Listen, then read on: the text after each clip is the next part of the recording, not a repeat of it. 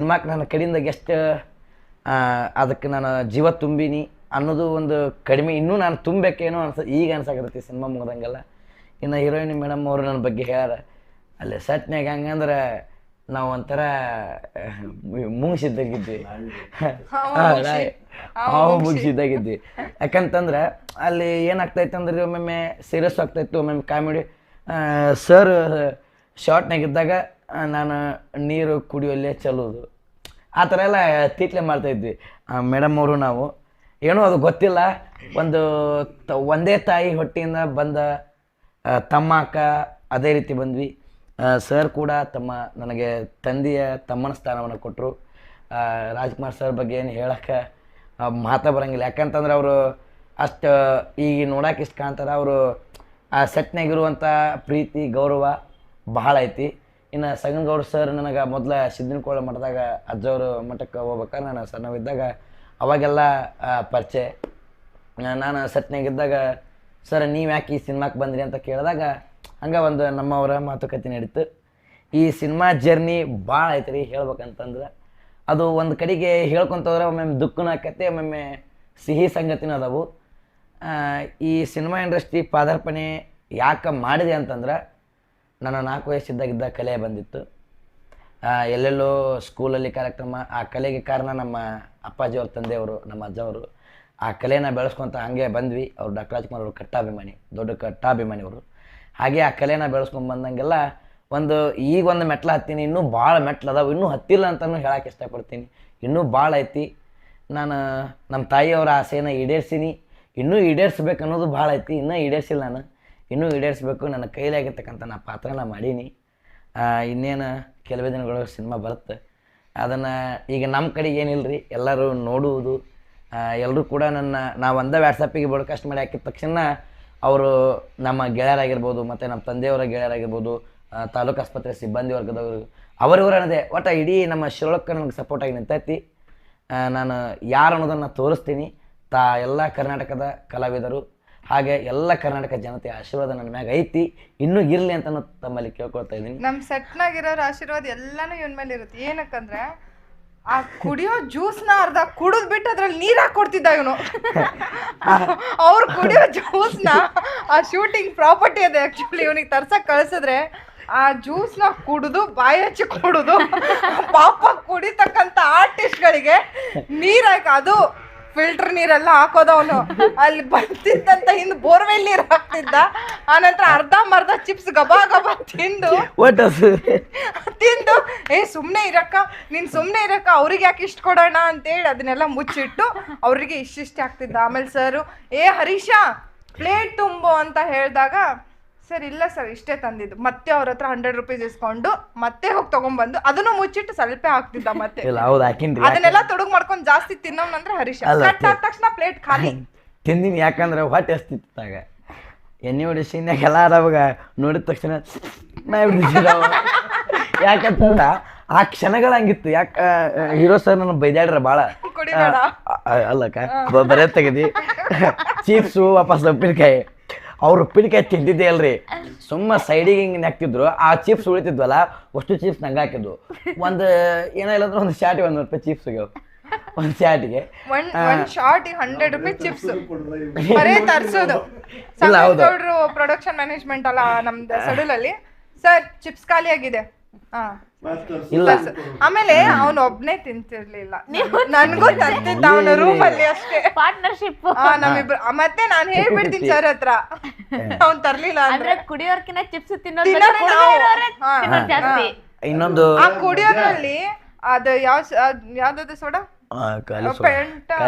ಇಲ್ಲ ಕರ್ಗತ್ತು ಯಾವ್ದದು Pepsi cocoa Cola ಬರುತ್ತಲ್ಲ ಅದು ಡ್ರಿಂಕ್ಸ್ ಅಂತ ಪ್ರಾಪರ್ಟಿ ಮಾಡಿದ್ರು. ಸೊ ಕೊಕೋ ಕೋಲಾನ ನಾವೇನ್ ಮಾಡ್ತಿದ್ವಿ ಅರ್ಧ ಕುಡಿದ್ಬಿಟ್ಟು ಇವನು ಕುಡಿತಿದ್ದ. ನನ್ಗದು ಗೊತ್ತಾಗಿರ್ಲಿಲ್ಲ. ಹಿಂದ್ಗಡೆ ಯಾವಾಗ ಹೋದ್ನಲ್ಲ ಅದು ಕುಡ್ದಿದ್ ಗೊತ್ತಾಯ್ತು ನನ್ಗೆ. ಇವನು ನೀರ್ ಪಾಪ ಅವ್ರ ಕುಡಿಯೋರಿಗೆ ಫಿಲ್ಟರ್ ನೀರ್ ಹಾಕ್ಬೇಕಲ್ಲ ಅದ್ರಲ್ಲಿ, ಅಲ್ಲಿ ಹಿಂದೆ ಬರ್ತಿದ್ದಂತ ಬೋರ್ವೆಲ್ ನೀರ್ ಹಾಕಿದ ಇಲ್ಲ ಮಾಡೀನ್ರಿ. ಯಾಕಂದ್ರ ಇದುವರೆಗೂ ನಮ್ ಡೈರೆಕ್ಟರ್ ಸರಿ ಗೊತ್ತಿಲ್ಲ ಆ ವಿಷಯ. ಇಲ್ಲ ಗೊತ್ತಿಲ್ಲ ಅಲ್ರಿ ಸಿನಿಮಾ ಮಾಡೋ ಕಷ್ಟದೊಳಗ ಅದು ಒಂದು ಟೆನ್ಷನ್ ಇದು ಒಂಥರ ನಮಗೆ ಅಲ್ಲಿ ಮಜಾನ ಕೊಡ್ತಿತ್ತು. ನಮ್ಮ ಟೀಮ್ ವರ್ಕ್. ಇನ್ನೊಂದು ಕ್ಯಾಮ್ರಾ ಟೀಮ್ ಕಟ್ಟಿದ್ವಿ ಅಂದ್ರೆ ಆ ಟೀಮ್ ನೊಳಗಿಂತ ಒಂದು ಮಜಾ ಬರ್ತೈತೆ ಅದು ಒಂದೇನೋ ಟೈಮ್ ಪಾಸ್. ಇಡೀ ಟೀಮಲ್ಲಿ ಹೆವಿ ಸ್ಟ್ರಿಕ್ಟ್ ಮಿಲಿಟರಿ ಪರ್ಸನ್ ಅಂತ ಅಂದ್ರೆ ಸಂಗನಗೌಡ್ರು ಕುರುಡಿ. ಬಟ್ ಹರೀಶ್ ತುಂಬಾ ಕಿಲಾಡಿ ಇದ್ದಾನೆ, ತುಂಬಾ ಇನ್ನು ಎಷ್ಟೆಷ್ಟು ವಿಚಾರಗಳನ್ನ ಮುಚ್ಚಿಟ್ಟಿದ್ದಾನೋ ಏನೋ ಎಲ್ಲರಿಂದ. ಅದು ನಮ್ಕಿನ ಜಾಸ್ತಿ ಡೈರೆಕ್ಟರ್ ಸರಿ ಗೊತ್ತು, ಆದ್ರೆ ಅವರು ಹೇಳಿಲ್ಲ, ಸೈಲೆಂಟ್ ಆಗಿದ್ದಾರೆ. ಯಾಕಂದ್ರೆ ಅವ್ರ ಮಗ ಅಲ್ರಿ, ಏನ್ ಹೇಳಂಗಿಲ್ಲ ಅವ್ರು. ಪ್ರೊಡ್ಯೂಸರ್ ಟೆನ್ಷನ್ ತಗೊಂಡಾಗ ಇಂಥವೆಲ್ಲ ಹೇಳಿದಾಗ ಟೆನ್ಷನ್ ಅವ್ರಿಗೆ ಹೋಗ್ಬಿಡ್ತಿತ್ತು. ಅವ್ರು ಏನೆಲ್ಲ ಮರ್ತು ಮಜಾ ನಾವೆಲ್ಲ. ಆಮೇಲೆ ನಮ್ದು ಒಂದು ಇದು ಏನದು, ನಾವು ಇಬ್ರು ಎಷ್ಟೋ ಸರ್ತಿ ಹೇಳ್ದೆ ಕೇಳಾರ್ದೆ ಎಲ್ಲೆಲ್ಲ ಹೋಗಿ ಸಿಕ್ಕಾಪಟ್ಟೆ ಹೊಟ್ಟೆ ಹಸುವಾದಾಗ ಏನು ಮಾಡೋಕ್ಕಾಗಲ್ಲ. ಇವಾಗ ತಂದ್ರೆ ಇಡೀ ಟೀಮಿಗೆ ತರ್ಬೇಕಲ್ಲ ನಾವಿಬ್ರು ಹಂಗ್ ಮಾಡ್ತಿರ್ಲಿಲ್ಲ. ಬೈಕ್ ತಗೊಂಡ್ ಹೋಗಿ ಎಲ್ಲ ಶಿಸ್ನಾಗ ತಿಂದು ಬರ್ತಿದ್ವಿ ನಾವು. ಮತ್ತ ಹಂಗ ಅಂತೇಳಿ ನೀವು ತಪ್ಪು ತಿಳ್ಕೊಬೇಡ್ರಿ, ನೀವು ತಪ್ಪು ತಿಳ್ಕೊಬೇಡಿ. ಮತ್ತೆ ಬಕಾಸುರು ತಿನ್ನಂಗ್ ತಿಂದಿಲ್ಲ, ಬ್ಯಾಸರ್ನಾಗ ಹೆಂಗ್ ಊಟ ಬರ್ತೀವಿ ಹೆಂಗ್ ತಿನ್ಬೇಕಾಗತ್ತಿದ್ವಿ. ಹೇಳ್ಬೇಕಂದ್ರೆ ನನಗ ಒಂದು ಅನ್ನದಾಗಳ ನನಗೆ ಶೂಟಿಂಗ್ ಸ್ಪಾಟ್ನಾಗ ಕಮ್ಮಿ ಆಗಲಾರ್ದಂಗೆ ನೋಡ್ಕೊಂಡಿರ್ತಕ್ಕಂಥ ಹೀರೋ ಸರ್, ಹೀರೋಯಿನ್ ಮೇಡಮು, ಹಾಗೆ ಸಂಗನಗೌಡ್ರು ಸರ್ ಮತ್ತು ಪಾಟೀಲ್ ಸರ್, ಯಾರು ಕೂಡ ಇವರು ಅನ್ನೋದೇ. ನಮ್ಮ ಇನ್ನೊಬ್ರು ಬಾಸ್ ಬಂದಿಲ್ಲ, ನಮ್ಮ ಬಾಸ್ ಅವರು ಅಣ್ಣ, ಅವ್ರಿಗೆ ಅಣ್ಣ ಅಂತಿದ್ದಿಲ್ಲ, ಅವ್ರಿಗೆ ಹೇಣ ಅಂತಿದ್ದೆ. ಅವ್ನು ಯಾರಿಗೂ ಅಣ್ಣ ಅಂತ ಕರೆಯಲ್ಲ, ಹೇಣ. ಇಲ್ಲಾಂದ್ರೆ ನನ್ಗೆ ಅಕ್ಕ ಮೇಡಮ್ ಅದು ಇವನು ಇದುವರೆಗೂ ಕರ್ದೇ ಇಲ್ಲ. ಯಕ್ಕ ಬೇ ಯಕ್ಕ ಆ ಇಡೀ ಸೆಟ್ಟಲ್ಲಿ ಅಲ್ಲಿ ಬಂದಿಗ ಅಲ್ಲಿ ಆ ಊರಲ್ಲಿ ಇದಂತ ಎಲ್ಲ ಜನರು ಯಾರನ್ನ ಕೂಗ್ತಿದ್ದ ನೀವು, ನನ್ನೇ ಕೂಗ್ತಿದ್ದೆ, ನಾನೇ ಹೋಗ್ಬೇಕು, ಇರಿ ನಾನು. ಯಾಕಂದ್ರೆ ಈಗ ಏನೋ ಒಂದು ಯಾರ ತರಕ್ಕೆ ಏನೋ ಬಂದ್ರೆ ಅಥವಾ ಕುಂತ್ಬಿಟ್ರಾಕಿ ಉಪವಾಸ ಕುಂತ್ಬಿಟ್ಟಿದ್ವಿ ನಾವು. ಹೋಗಿ ಎಳ್ಕೊಂಡ್ ಬಂದವ್ರು ಸಡನ್ಲಿ ಏನ್ ಮಾಡ್ತಿದ್ದೆ, ಬಾರ ಊಟ ಮಾಡತ್ತೆ ಮತ್ತೆ ಮುಗಿಸ್ತಿದ್ದೆ. ಅಷ್ಟು ಟೆನ್ಷನ್ ಅಲ್ಲಿ ಅವ್ರು ಊಟ ಮಾಡೋ ಬದ್ಲಿ ಜಾಸ್ತಿ ಹಿಂದ್ಗಡೆ ಹೋಗಿ ಚಿಪ್ಸ್ ಎಲ್ಲ ತಿಂದೆ ನಾನು ಜಾಸ್ತಿ ತಿಂದಿಲ್ಲ, ಇವನೇ ತಿಂದಿದ್ದ, ನಾನಲ್ಲ ಸುಮ್ನೆ 50 ರೂಪಾಯಿ ಜ್ವರ ತಿಂದಾರ, 200 ರೂಪೀಸ್ ಇವನ್ ತಿಂದಿರೋದು ಹಂಗಂದ್ರ. ಆಮೇಲೆ ನಮ್ಮ ಊಟದ ಪೂರ್ತಕ್ಕೆ ಮಾತ್ರ ರಾತ್ರಿ ನಾವು ಉಣಿಸ್ಬೇಕು. ಆಮೇಲೆ ನೈಟ್ ಎಲ್ರು ತುತ್ತು ಮಾಡಿ ತಿನ್ಸಿದ್ದಾರೆ. ರಾಜ್ಕುಮಾರ್ ಸರ್ ಆಗಿರ್ಬೋದು, ಸಂಗನಗೌಡ್ ಸರ್ ಆಗಿರ್ಬೋದು, ಆಮೇಲೆ ಶೈನ್ ಸರ್ ಹತ್ರ ಎಸ್ಪೆಷಲಿ ನನ್ಗೆ ಹೇಳ್ಬಾರ್ದು, ಇದುವರೆಗೂ ಯಾರಿಗೂ ಗೊತ್ತಿಲ್ಲ ಅದು ವಿಷಯ. ಆಚೆ ಕರ್ಕೊಂಡೋಗಿ ಹೊರಗಡೆ ಬೀಳ್ತವೆ, ಧಾಬಾದಲ್ಲಿ ಊಟ ಮಾಡಿಸಿದಾರೆ ನಮ್ಗೆ. ನನ್ಗದು ಊಟ ಸೆಟ್ ಆಗ್ತಿರ್ಲಿಲ್ಲ ತುಂಬಾ, ಅಂದ್ರೆ ಪದೇ ನನ್ಗದು ಹುಷಾರ್ ತಪ್ಪೋದಲ್ಲಿ ಸ್ವಲ್ಪ ವೆದರ್ ಎಲ್ಲ ಚೇಂಜ್ ಆಗಿ ಆತರ ಆಗ್ತಿತ್ತಲ್ಲ. ಸೊ ಸರ್ ಆಚೆಗಡೆ ಕರ್ಕೊಂಡೋಗಿ ಊಟ ಮಾಡಿಸ್ಕೊಂಡ್ ಬಂದಿದ್ರು. ಇವನ್ ಅದ್ರಲ್ಲಿ ಮಿಸ್ಸು.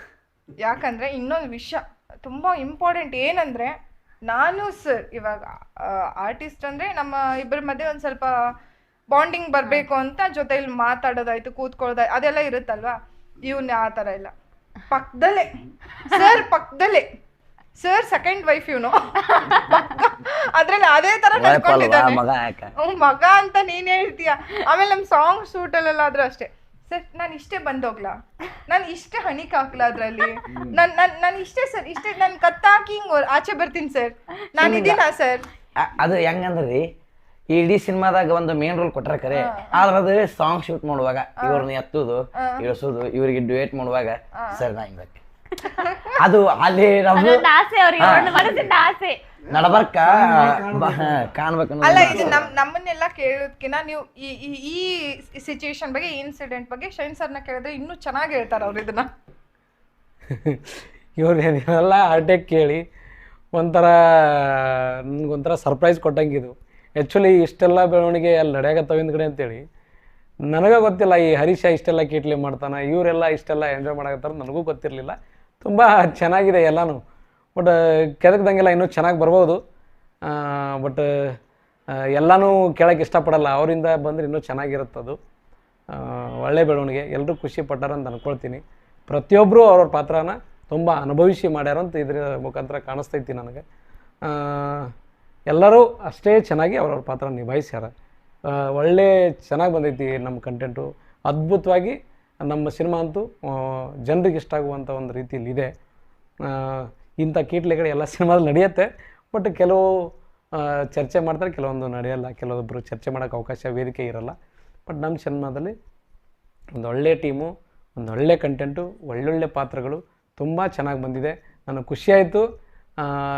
ಪರ್ಸ್ನಲಿ ನನಗಂತೂ ಇದು ಆವಾಗ ಕಷ್ಟ ಅನಿಸಿದ್ರು ಸಹಿತ ಈಗಂತೂ ನಾನು ತುಂಬ ಎಂಜಾಯ್ ಮಾಡ್ತಾಯಿದ್ದೀನಿ. ಇವ್ರದ್ದೆಲ್ಲ ಮಾತು ಕೇಳಿ, ಈ ತರಲೆಗಳೆಲ್ಲ ನಡೆದದ್ದು ಇವಾಗ ನಾನು ಅದನ್ನು ಕೇಳಿಕೊಂಡು ತುಂಬ ಖುಷಿಪಟ್ಟೆ. ನಾನು ಇಷ್ಟೆಲ್ಲ ನನ್ನ ಹಿಂದ್ಗಡೆ ಇಷ್ಟೆಲ್ಲ ನಡೆದೈತಲ್ಲ ಅಂಥೇಳಿ ಅದೊಂಥರ ಖುಷಿ ವಿಚಾರನೇ. ಇನ್ನೇನಿದ್ರು ಸಿನಿಮಾ ಬಂದಮೇಲೆ ನೋಡಬೇಕು. ಅದರ ಹಬ್ಬದ ಊಟನ ನಾವು ಇನ್ನೇನು ಸ್ವಲ್ಪ ದಿನದಲ್ಲಿ ನಾವು ಕೊಡ್ತೀವಿ. ಖಂಡಿತ ನಾವು ಜನರನ್ನು ನಿರಾಶೆ ಮಾಡೋದಿಲ್ಲ ಅಂಥ ಒಂದು ಔಟ್ಪುಟ್ ಅಂತೂ ಇದೆ. ನಮ್ಮ ಸಿನಿಮಾ ತುಂಬ ಚೆನ್ನಾಗಿ ಬರುತ್ತಂತೆ ಅನ್ನೋ ಆತ್ಮವಿಶ್ವಾಸ ಅಂತೂ ಇದೆ. ಜನರ ಮನಸ್ಸನ್ನಂತೂ ತಲುಪ್ತೀವಿ. ತುಂಬ ಖುಷಿ ಆಯ್ತು ಸರ್ ನಿಮ್ಮ ಚಿತ್ರತಂಡದ ಜೊತೆ ಮಾತಾಡಿದ್ದು. ತುಂಬ ನಕ್ಕಿದ್ದೀನಿ ನಿಮ್ಮ ಚಿತ್ರತಂಡದ ಜೊತೆ ಸೇರಿಕೊಂಡು. ನಿಮ್ಮನ್ನು ದೊಡ್ಡ ಪರದೆಯಲ್ಲಿ ನೋಡೋಕೆ ತುಂಬ ಕಾಯ್ತಾ ಇದ್ದೀವಿ, ಜನರು ಕಾಯ್ತಾ ಇದ್ದಾರೆ. ಯಾಕಂದರೆ ನೀವು ಹೇಳಿದ ಪ್ರತಿಯೊಂದು ಪಿಕ್ಚರಿನ ಎಲ್ಲ ಸನ್ನಿವೇಶಗಳೆಲ್ಲ ಆ ಥರ ಇದೆ, ಕ್ಯೂರಿಯಾಸಿಟಿ ಹುಟ್ಟಿಸಿದೆ ಜನರ ಮನಸ್ಸಲ್ಲಿ. ಆದಷ್ಟು ಬೇಗ ನಿಮ್ಮ ಚಿತ್ರ ತೆರೆ ಕಾಣಲಿ, 100 ದಿನ ಅಲ್ಲ 1 ವರ್ಷ ಕೂಡ ಓಡಲಿ ನಿಮ್ಮ ಚಿತ್ರ ಅಂತ ಎಲ್ಲರೂ ಹಾರೈಸ್ತೀವಿ. ಧನ್ಯವಾದಗಳು sir. Thank you madam, thank you.